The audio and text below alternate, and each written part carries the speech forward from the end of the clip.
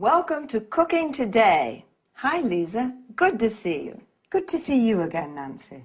Lisa, tell us what you're going to talk about this time. I've chosen a letter in particular. I've received so many. Here we are. It comes from Lynn. Dear Lisa, you're the person I most admire in my life. Please help me. My husband has decided to invite his boss and wife for dinner, and I've no idea how to arrange a formal table setting. Husbands can be so insensitive.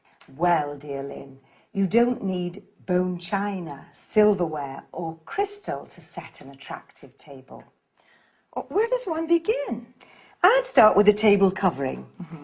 The ideal tablecloth for a formal dinner is a damask one, or a cloth with delicate embroidery. Can it be placed over a bare table? You'd better place a protective padded cloth underneath. What do you think about placemats? They're acceptable for every occasion except formal dinners. And table runners, aren't they pretty?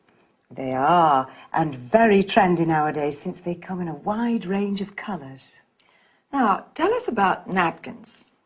They're usually sold as a coordinated set with tablecloths. She's not supposed to use paper napkins, I suppose. Oh, it's considered a bit crass. You can use paper napkins for picnics. Is a napkin ring necessary? Why not? In the past, each family member would have one, either of wood or engraved silver. Today, they're available in many materials and styles. Now, what about dinnerware? I think that a set of one-coloured dishes would be very smart. Round plain plates, a side plate, and serving dishes are perfect. What about glassware? The best for formal dinners is a long-stemmed goblet of medium height. Lynn will need a wine glass, a water glass, and a flute for champagne. And cutlery. How do you arrange forks and knives? Forks are placed to the left of the plate. Spoons and knives to the right, with the blade facing the plate. At the top of the plate, you place dessert forks and spoons. Of course, carving forks and knives are necessary when serving roasts. I see. How do you feel about centerpieces? Well, a basket filled with fresh flowers would smarten the plainest of tables. You can also use candles. It's a real work of art.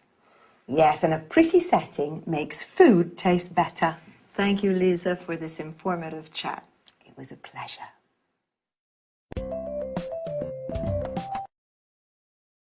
Now, let's see which term Lisa used to talk about table setting. First of all, she said there are different kinds of table coverings. A tablecloth is what we use to cover the table with during meals. Placemats are individual settings for more informal meals. Table runners are long and narrow pieces of fabric which can hold several places. A centerpiece can be placed in the middle of the table, usually with fresh flowers as decoration.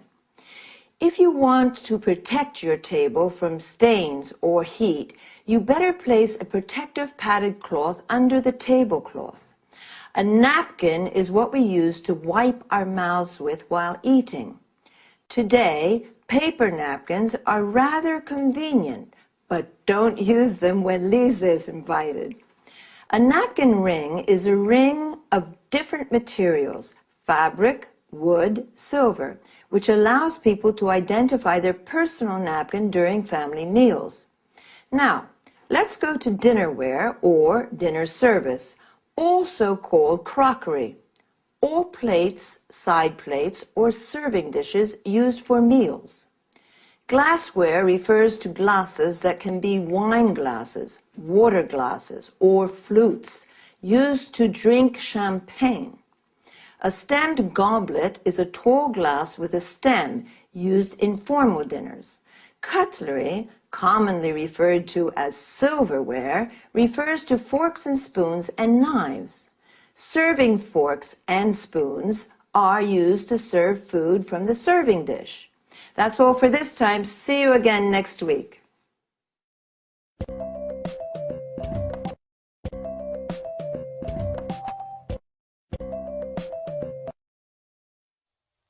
It's the new frontier of retailing.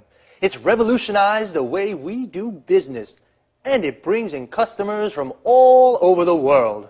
Of course, I'm talking about e-commerce. I'm Eric Brown, and this is Let's Talk, the discussion program with our commentators, Tom and Marie. Good evening, everyone. Good evening. Well, what are your thoughts on e-commerce? Do you buy things online? Of course I do. I always book low-cost flights, and I also buy DVDs and books on the internet, as most people do. I shop online not only for the convenience, but also to pay the lowest price possible on any given item. I used to visit different websites to shop around for the lowest price, but now that automatic comparison shopping is possible, my browser automatically shows me the prices for the same DVD at different online stores on the web. I can easily compare prices and choose which one to buy. Marie, did you know that you're a typical online shopper? In fact, 52% of online shoppers buy books, 41% buy leisure and travel items, including holidays and flights, and 40% buy DVDs and CDs. Well, Eric, online shopping is very popular today. In the UK, for example, 48% of people regularly shop on the internet. Did you know that economists put the value of online shopping in the UK at £2.26 billion and that the e-retail market is growing by 32% a year? Actually, that doesn't surprise me. E-commerce is having a huge impact on the way we do business. It's increasing markets, improving efficiency and effectiveness, and is transforming business processes. Tom, why are you so quiet? What do you think about e-commerce? Well, to tell you the truth, I'm very skeptical about e-commerce for many reasons. Why exactly are you skeptical? Well, let's start with the issue of security. Credit card details can be stolen, and it's possible to order goods from bogus companies, ones that don't really exist. There are also lots of scams to trick people into handing over their login details for online banking, and then their accounts are emptied. So, according to you, buying things online is risky. Yes. Also, you can't be sure you'll get the goods you ordered, and if there's something wrong with them, who pays for the goods to be returned? You do. Tom, I agree with you, but up to a certain point. There are some problems with e-commerce, but these problems aren't stopping people from spending more and more online.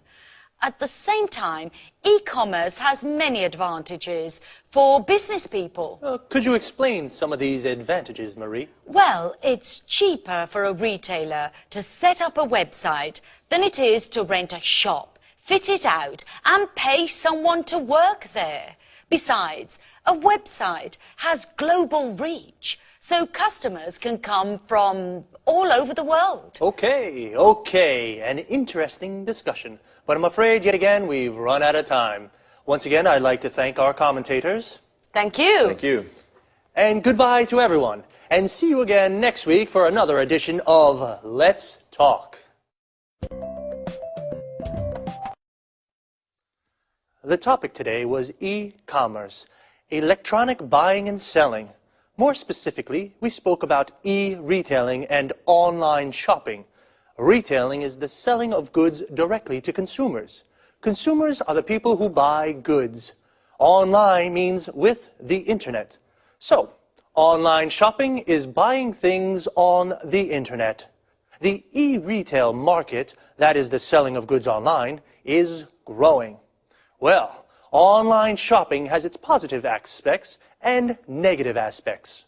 Marie said you can find the lowest price thanks to automatic comparison shopping. Automatic comparison shopping means your browser, the program you use on the internet, automatically shows you the prices of the same products at different online stores.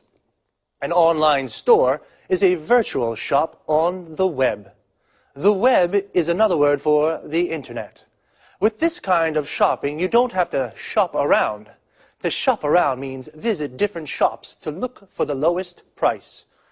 It's cheaper for retailers, people who sell goods to consumers, to set up a website than to fit out a shop. To set up a website means to develop a website.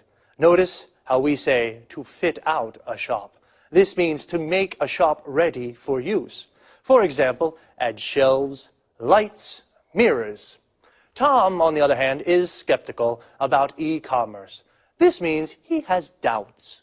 He says online shopping is a risk.